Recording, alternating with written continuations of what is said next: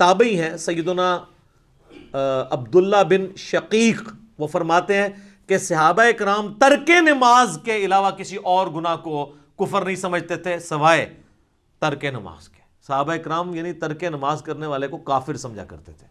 آپ کے شناختی کارڈ مسلمان ہی ہے، وہ اس سے کوئی فرق نہیں پڑتا، آپ جتنا مرضی کہتے رہے۔ پھر جامعہ ترمذی میں حدیث ہے، جس نے جان بوجھ کے نماز چھوڑ دی اللہ کا ذمہ اس سے اٹھ گیا، اس نے کفر کیا، عملاً وہ کافر ہے۔ ہم عقیدے میں اسے کافر نہیں کہتے اعتقاداً، لیکن عملاً تو کافر ہے۔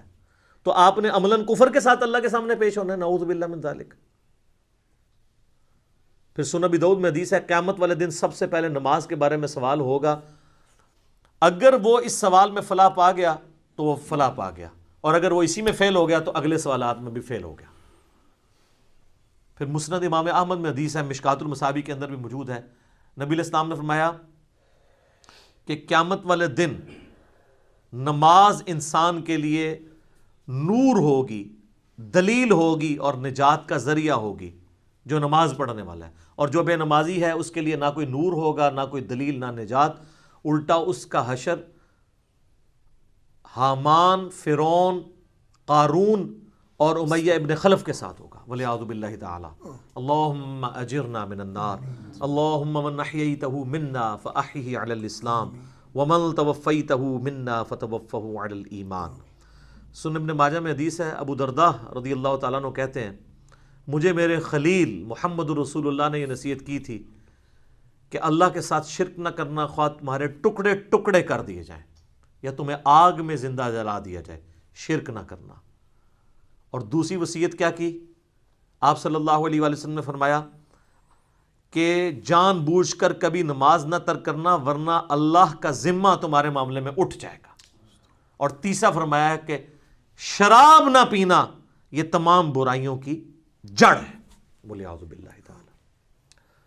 تو اب یہ کئی لوگ کلپ دیکھیں گے، چاہے وہ کورونا کے ڈر سے ہی دیکھ لیں، ان کے لیے میں آسانی کے طور پہ نماز کی ترغیب کے اعتبار سے بتا دوں کہ میرے بھائیوں، دن رات میں صرف 17 رکعتیں آپ پڑھ لیں تو کتابوں کے خدا نے ہمیں جو بتایا ہے نا، آپ کی پرسش کوئی نہیں ہونی۔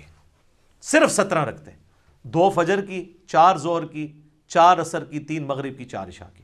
باقی سب نفلی باتیں، آپ انہیں سنت مؤکدہ کہہ دیں، آپ انہیں وطر کہہ دیں، آپ نوافل کہہ دیں۔ جو اوبلیگیٹری نماز ہے نا، جس کی پرسش ہونی ہے، وہ 17 رکھتے ہیں، جس پہ سنی شیعہ کا اجماع ہے۔ اس کی سپورٹ میں حدیث بخاری مسلم دونوں میں حدیث ہے، ایک دیہاتی شخص نبی علیہ السلام کے پاس آیا تو اس نے کہا، یا رسول اللہ مجھے کوئی عمل بتائیں میں جنت میں چلا جاؤں۔ آپ نے فرمایا کہ اللہ تعالیٰ کے ساتھ کسی کو شریک نہ ٹھہراؤ، صرف اسی کی عبادت کرو، تم جنت میں داخل ہو جاؤ گے۔ 5 وقت کی فرض نماز کو قائم رکھو،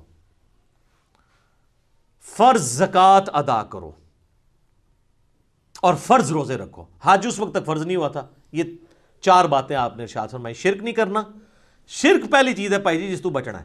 اس کے بعد نماز، فرض زکوٰۃ اور فرض روزے۔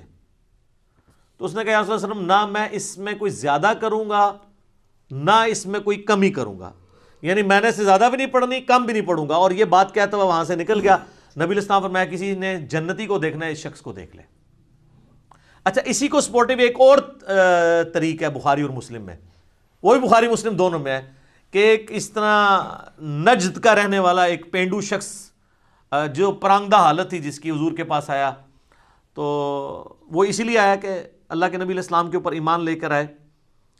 تو اس نے پوچھا، یا رسول اللہ صلی اللہ علیہ وسلم بتائیں اسلام کیا ہے؟ تو آپ نے فرمایا، اسلام یہ ہے کہ تم 5 وقت کی فرض نماز کو قائم رکھو۔ اس نے کہا، یا رسول اللہ فرض کے علاوہ بھی ہے کچھ؟ فرمایا، ہاں نفل ہیں، وہ تمہاری مرضی، اگر پڑھنا چاہو تو پڑھ لو، نہیں پڑھنا چاہتے نہ پڑھو۔ اور یاد رکھیے گا، احادیث میں سنت کی ٹرم یوز نہیں ہوتی ہے، یہ محدثین کی ٹرم ہے۔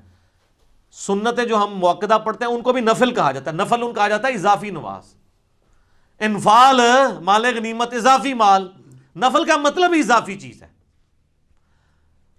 پھر نبی علیہ السلام نے فرمایا کہ فرض زکوٰۃ ادا کرو۔ اس نے کہا، رسول اللہ فرض زکوٰۃ وہ جو 2.5% ہے، اس کے علاوہ فرمایا اس کے علاوہ نفلی صدقات وہ تمہاری مرضی کر لو، نہیں کرنا چاہتے نہ کرو۔ پھر آپ فرمایا فرض روزے رکھو رمضان کے۔ کہا، یا رسول اللہ اور روزے؟ فرمایا وہ نفلی روزے ہیں، تمہاری مرضی، منڈے کا، تھرسڈے کا، ایام 20 کے روزے جو بھی ہیں وہ رکھنا چاہو تمہاری مرضی ہے، لیکن فرض یہی ہے۔ تو اس نے کہا کہ اس رب کی قسم جس کے قبضے قدرت میں میری جان ہے، نہ میں اس میں کوئی زیادتی کروں گا، بس جتنا دسیا اس تو اگے نہیں میں، نہ اس میں کمی کروں گا۔ اور یہ وہ صحابہ کہتے ہیں یہ کہتا ہوا وہاں سے نکل گیا، تو آپ صلی اللہ علیہ وآلہ وسلم نے فرمایا کہ اگر یہ اپنی بات پہ قائم رہا تو یہ نجات پا گیا۔ یہ بالکل کلیئر کٹ ہے کہ فرض نماز آپ نے قائم رکھنی۔